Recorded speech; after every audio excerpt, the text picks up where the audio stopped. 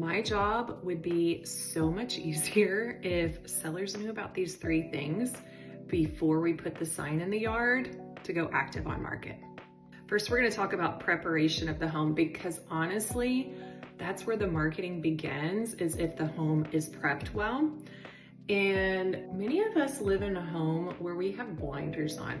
Like, we have seen the same space for so long and we almost become numb to it, right? And we're like, oh, it's no big deal. It's a big deal, okay? Buyers don't want to buy your problems.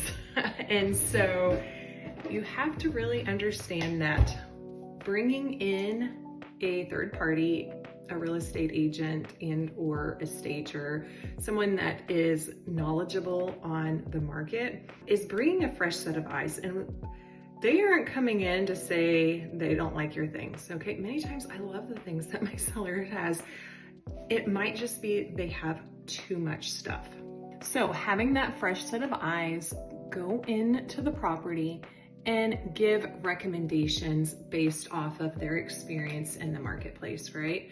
And my experience comes from hearing a whole lot of buyers and what they're looking for, not only on my listings, but on buyers that I take out to show. I do think that knowledge goes a long way for my sellers. And so number one, we go through and we look at, how is the home gonna photograph? Sorry, I have a hard time multitasking. How does it photograph? And it could be that if we have too many things, we want to minimize, because obviously we want to capture the space, and your stuff is supposed to accentuate the space. That's what we're looking for. We're not looking for something that's overtaking the space. So sometimes minimizing furniture or the stuff makes a whole lot of sense. And again, it's not that I don't like the things. Many of my sellers have beautiful things, but it's like, what's going to photograph well and what's going to help the buyers to envision themselves in that space. And then I already had discussed that buyers don't want to buy your problems. So if you have deferred maintenance, things that are not working, we want most everything to be working in the property, because a buyer is going to look at what the money is going to cost them so to move into the house, to have it ready for themselves. And buyers are having a hard enough time with affordability for many people. And so if they're having to make a move and it's causing them, X amount in closing costs and down payment, then them having to move in and repaint the entire house, rip out flooring, many people just don't have that kind of funds. So we're trying to appeal to more people instead of a very tiny population that has funds to do that kind of work. So we're coming in subjectively, guys. Like, I am not coming in to tear your house apart and give a long laundry list of to-dos. I'm honestly not. Usually I try and focus it in on 3 to 5 major things that will make the biggest impact for the sale. I don't like to overwhelm sellers, but I also know that we are here to have a great sale. And depending on what makes sense for the property is what we do, all right?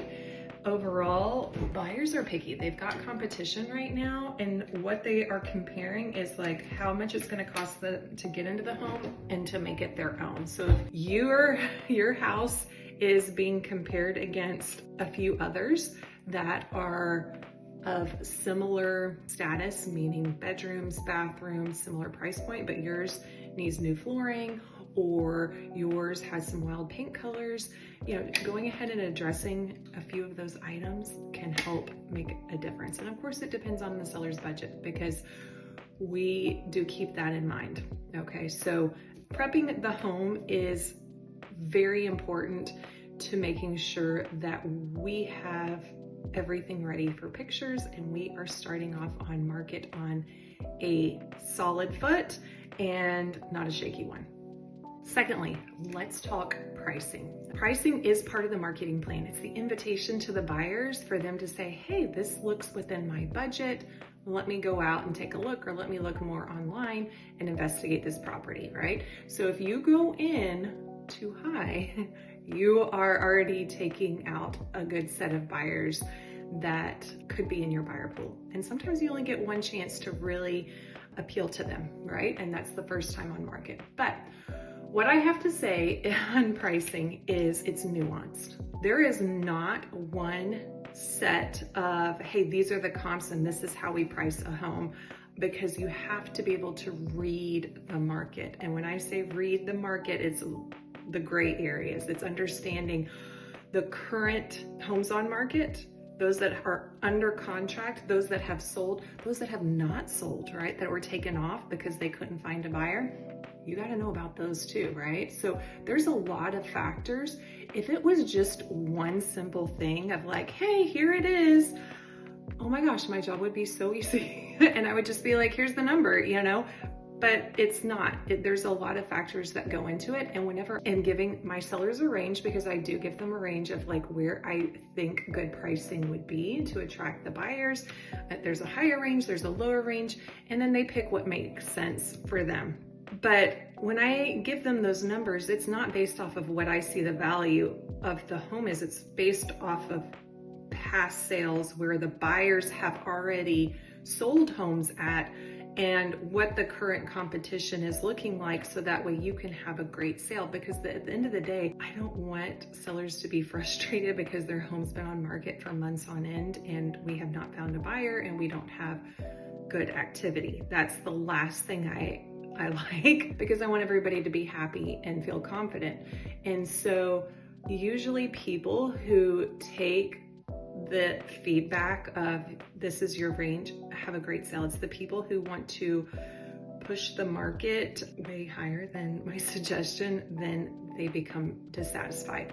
So do know that pricing there's a lot of things involved, and it's not just one thing that we look at. It's not just tax records. It's not just Zillow. It's not just what HAR has. It's not what your neighbor down the street who sold 2 years ago sold for, or even 6 months ago, because the market shifts and sometimes it shifts right underneath our feet and we have to move quickly. So bottom line there is the market is nuanced. It's not just cut and dry, and people who tend to price within the range that I hand them tend to have a better sale than those who are pushing well above where they need to be. Okay, next up is showing activity, because as soon as we go active on market, that's when my sellers tend to get a little bit anxious, because they're like, okay, we've done all these things, pictures are done, we're on market.